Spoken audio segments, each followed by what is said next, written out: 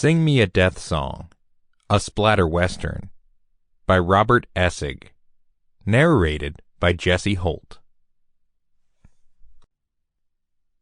Chapter 1.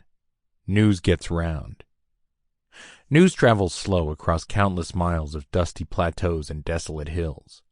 Travels about as fast as a stagecoach can ride or a horse can gallop. That's if the rider doesn't run into trouble on the way. News dies then. It was in some dusty nowhere town that Blue heard news that his mama's ranch had been seized by a group of marauders.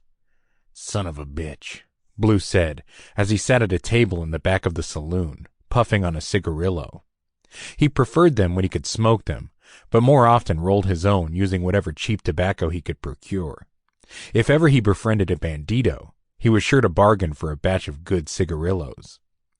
Watson Billings was the man sitting at a rickety old table with Blue, as nervous as a fat chicken in a meat market. He'd come from Plateau, fresh off a week-long ride north for reasons he was reluctant to discuss. Stopped in to wet his whistle, saw Blue in the shadows, and plopped himself down to share the bad news. In a place such as this one, weary eyes followed each new face, but people kept to their own table. This was not a saloon of upbeat music and laughter so much as a place of serious gambling and drinking.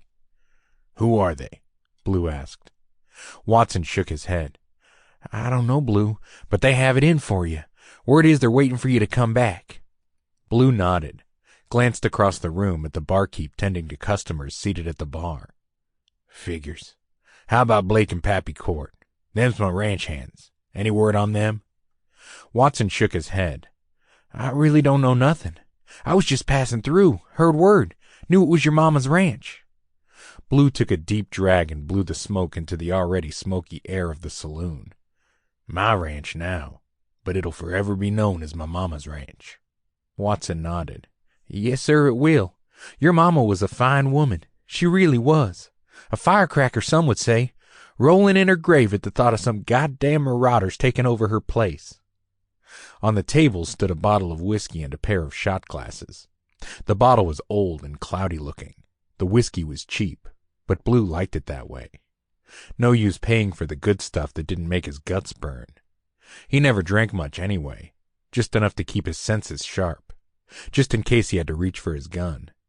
He scanned the room again, glancing at the patrons talking and dealing cards, as he'd been doing since he took a seat at a table against the back wall where the light from the kerosene lanterns was faint.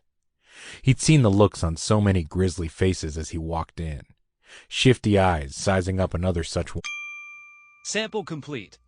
Ready to continue?